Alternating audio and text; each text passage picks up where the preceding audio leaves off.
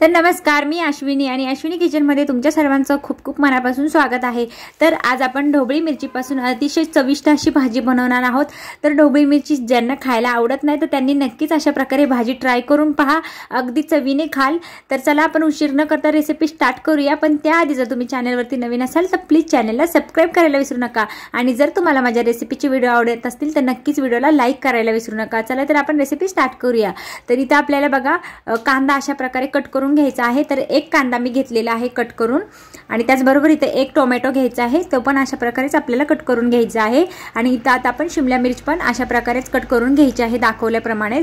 तर इथे मी 4 ते 5 शिमला मिरची घेतलेली आहे आणि 4 ते 5 शिमला मिरचीसाठी मी एक कांदा आणि एक टोमॅटो घेतलेला आहे।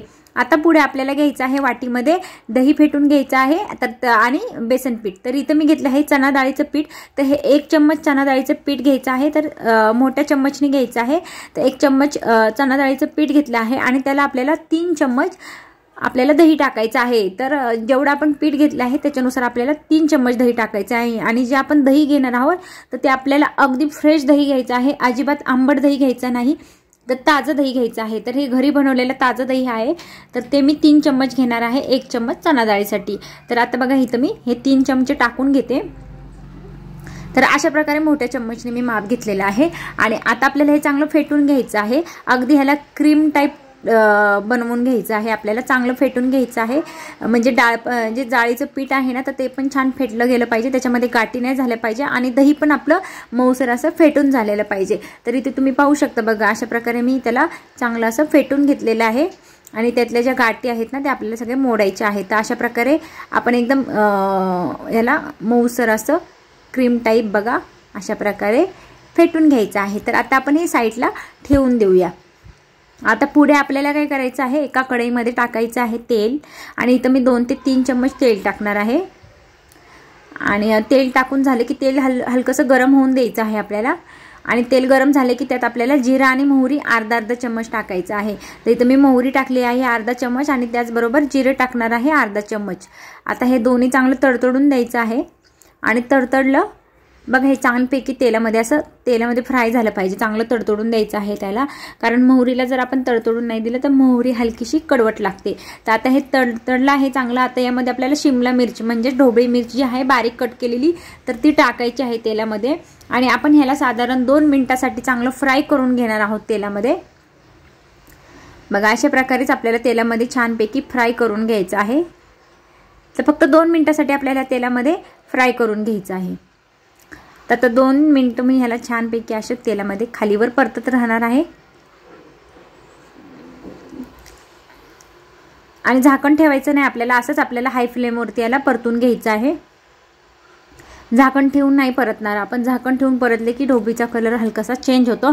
तर इथं झाकण न ठेवता आपल्याला ढोबळी मिरची अशा प्रकारे परतून घ्यायची आहे। आता परतून झालेली आहे, 2 मिनिटं झालेली आहे। आता यामध्ये हळद टाकायची आहे अर्धा चम्मच, त्याचबरोबर मिरची पावडर अर्धा चम्मच आणि त्याचबरोबर आता गरम मसाला अर्धा चम्मच आणि धना पावडर 1 चम्मच।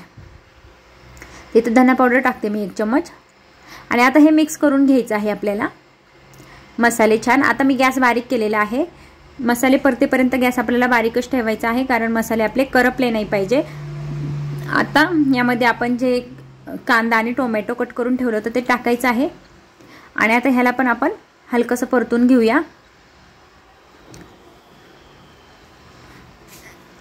तर ह्याला छानसं हलकसं परतून घ्यायचं आहे। जर अद्रक लसूणची पेस्ट जर खात असेल तर ती पण यामध्ये टाकू शकता ह्या स्टेपला, किंवा आधीही तेलामध्ये फ्राय केली तरी चालते। तर इथं मी अद्रक लसूण वापरलेला नाही आहे, बिना अद्रक लसूणची भाजी बनवणार आहे। आणि यामध्ये आपल्याला मीठ टाकायचं आहे, तर इथं साधारण चवीनुसार मीठ टाकायचं आहे आणि आता पूर्ण ह्याला मिक्स करायचं आहे।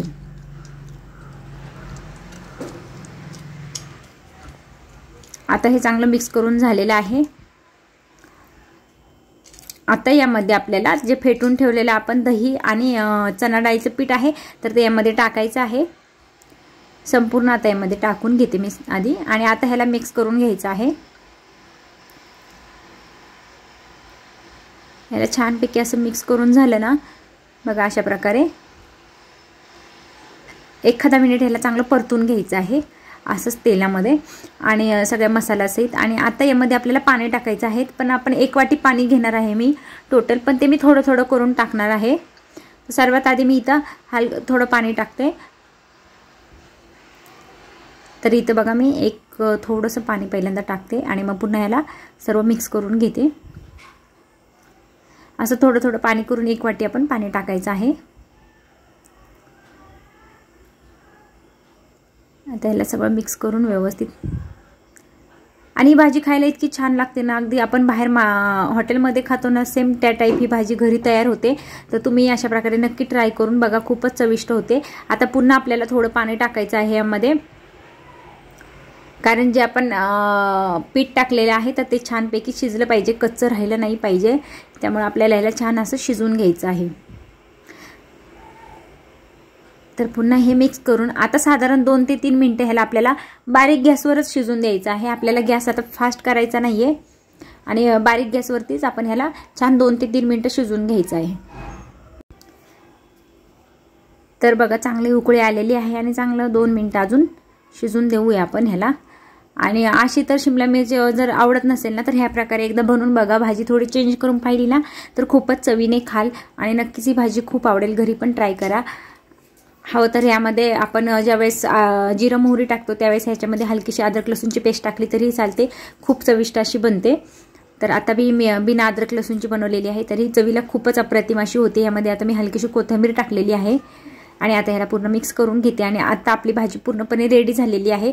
तर अशाच प्रकारे आपल्याला शिजवून घ्यायची आहे बघा, याच प्रकारे. आणि बारीक गॅसवर शिजवायचं आहे ज्यावेळेस आपण कारण का की आणि झाकण ठेवायचं नाही मेन आपल्याला, कारण झाकण ठेवलं की आपल्या शिमला मिरचा जो कलर आहे ना तो हलकासा चेंज होतो. त्याच्यामुळे झाकण न ठेवता याला छानपैकी असं शिजून घ्यायचं आहे. अगदी रेस्टॉरंट स्टाईल ही भाजी तयार होते. तर तुम्ही नक्की ट्राय करून बघा आणि चवीला तर खूपच छान लागते. नेहमी नेहमी त्याच भाज्या खाऊन जर कंटाळा असेल ना तर असं काहीतरी वेगळ्या पद्धतीने तुम्ही ट्राय करा. ही भाजी नक्कीच बनवून पहा आणि तुम्हाला माझी आजची रेसिपी कशी वाटली मला कमेंट बॉक्समध्ये नक्की सांगा.